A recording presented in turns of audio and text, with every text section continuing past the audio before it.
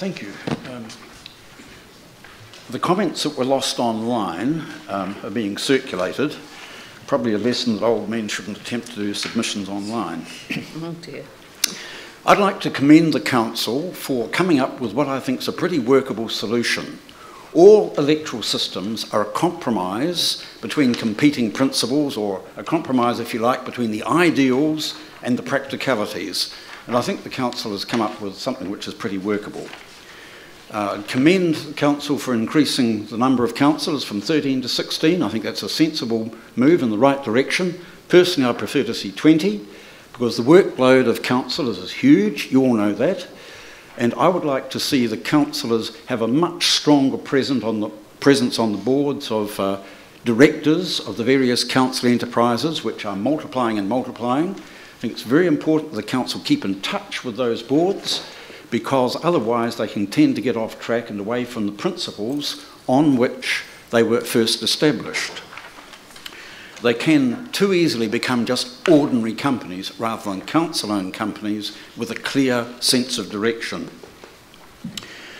Various people, I notice, have said that council is like a board of directors. A council is not like a board of directors, and I'm inclined to think that the only people who say it is are people who haven't had experience in local government and also in the boardroom. They're very, very different, because you represent the people in a way that company directors never have to.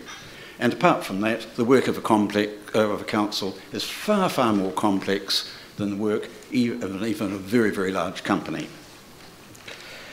Comments on the number of wards. I think it's a great idea to increase the number of wards to 16. I think it'll put the local back into local government. The wards currently are huge. Do you realise the wards are the same size as parliamentary constituencies, roughly speaking? And we have only 60 constituencies in New Zealand, and we've got wards that are almost as big as parliamentary constituencies. So I think a move to something smaller would be much more workable for councillors and, above all, for community board members. I think it's unreasonable to expect community board members, you know, the local secretary or the chairman of the Residents' Association wants to stand for the community board, to have to cope with a vast area. He might be well known in a couple of suburbs, but to expect him to try and become known over 15 suburbs, and I counted actually 16 or 17 suburbs in the current build Pegasus. So I think that smaller wards would definitely achieve what the Local Government Act wants to do with communities of interest, or is it the Electoral Act, you'd know. I think community of interest are better served by smaller wards.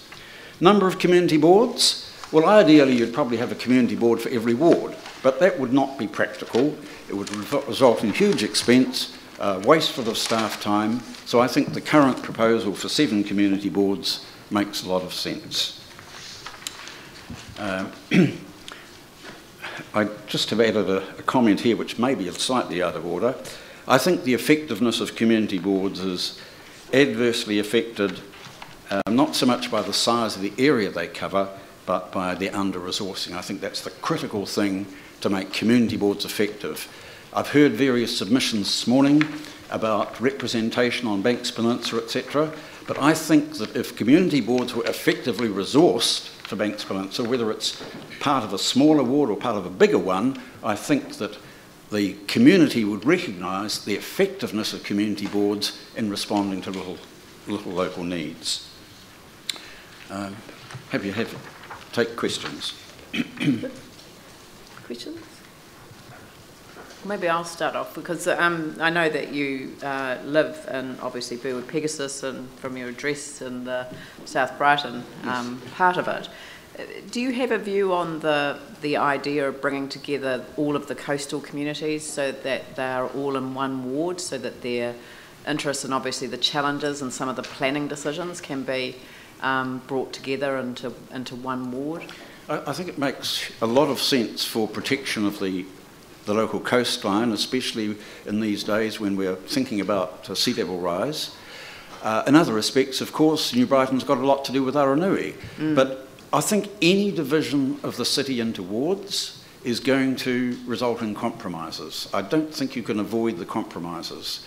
because Christchurch is a city where one suburb merges imperceptibly into another. I'm always wondering what the dividing line is between Aotearoa and Wainoni. Nobody's worked that out yet. I tend to call them Aranui Wainoni for that reason. Exactly, so, yes. Yeah. Do people have... Yep, Phil? Thank you, David. You, in the what's in our document, you make a comment in relation to the changes, and Oscar Alper's referred to this before, when council was reduced from 24 to 12 wards. And you also make the comment that those forces in halving council in 2004 were antipathetic, or antipathis, or opposite to local government style that made the council popular to its people. So I'm just wondering, by being popular with its people, do you mean that in fact the council needs to receive like the support of its residents and agreeing with the decisions it's made, or what, is there something else you mean there? I think the effectiveness of a council, of any elected body, depends on the closeness of its relationship with the people that it represents. And it seemed to me that back in the 1980s, we did actually achieve a very close relationship through the simultaneous establishment of community boards, local service centres, and small local wards. I think that combination of those three factors made the council very close to the people.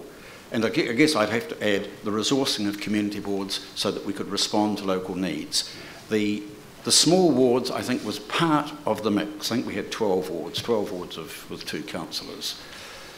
I think some of the submissions that we're going to be hearing, though, and some of them that we've received that aren't going to be heard, would suggest that the change to centralisation within the city actually cost a lot. And in fact, we've already heard that from Oscar this morning about, biking down Colombo Street as a member of the Heathcote community, the Heathcote County Council here.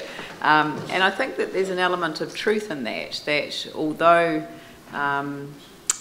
there is a view that the council is more cost effective because you agglomerate and you centralise, in actual fact you get a greater distance and a lot of money can be spent on administration for a larger body than perhaps would be at a smaller level, which is part of the reason why I support more work going to the community boards rather than centralised in the council. I think there are some things that are clearly metropolitan, like the water system, for example. Yeah. There are other things that are clearly local, like playgrounds and local roads and parks and all that sort of thing. And if that can be delegated to community boards, so much the better. I think that you really do get a much better sense of the need, the priorities of the community when those things are delegated. Exactly. It's a little bit hard for the council to give away seat control, but... Yanni. Thank you for your submission. I just wanted to check with you your thoughts. A number of submitters have said that we should go to 3 councillors elected across a ward and have big wards. So the proposal that we've got, combine wards and the community board areas being the basis for election. And if that was something that we went to, what do you think the impact would be on the lower socioeconomic areas or the areas with lower voter turnout? And do you think that they would still be able to be effectively represented around the council table? Well, one of the real problems is that people who are mobile tend not to vote. Max Robertson, who was council secretary for many years and used to run the elections, did a survey after one of the elections to discover who voted and who didn't. And he found that people seldom voted until they had been in an area for 5 years.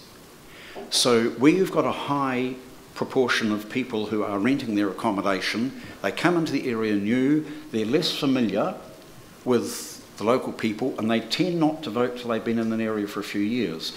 So that means that, generally speaking, the lower socioeconomic areas where the rental population is higher tend to vote and tend to be less represented as a result.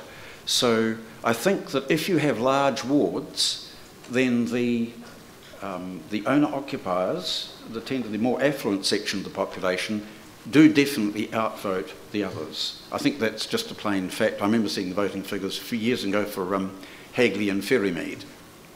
There was the same number of voters in each, but the number of people who voted in Ferrymead always outnumbered greatly the number who voted in Hagley, represented, I think, by Dennis O'Rourke, if I remember rightly, who's still around.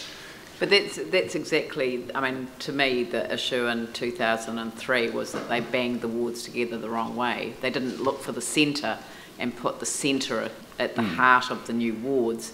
They just banged them together willy-nilly because they were next to each other. And I think that was, we've inherited that problem because of the rollover that's happened since. I'm sure that was part of it, but I guess that they created very, very huge wards as well, which I think were unmanageable. Well, it was the recommendation to have 16 councillors, as I recall at the time. So we're back to the future. Back to the future, Glenn. Well, last question. Just a devil's advocate question, David. If you know, as councillors, we live in this constant tension, I guess, of being a city councillor and a ward councillor. Not sure we always resolve it, but moving to smaller wards, do you think that would change the dynamic positively or negatively in that direction? Or? I think councillors have always got the job to be conscious of the needs of their own local constituents and to represent their views, while at the same time taking a view of the needs of the city as a whole. And in my view, councillors always manage to do that. I don't recall people being excessively parochial, and I'm sure that the people here are responsible in that way, so that they represent their local views, but nevertheless take responsible decisions. Excellent. Well, that's a very nice note to end on for the morning session. So thank you very much, and we'll now adjourn until 1 o'clock.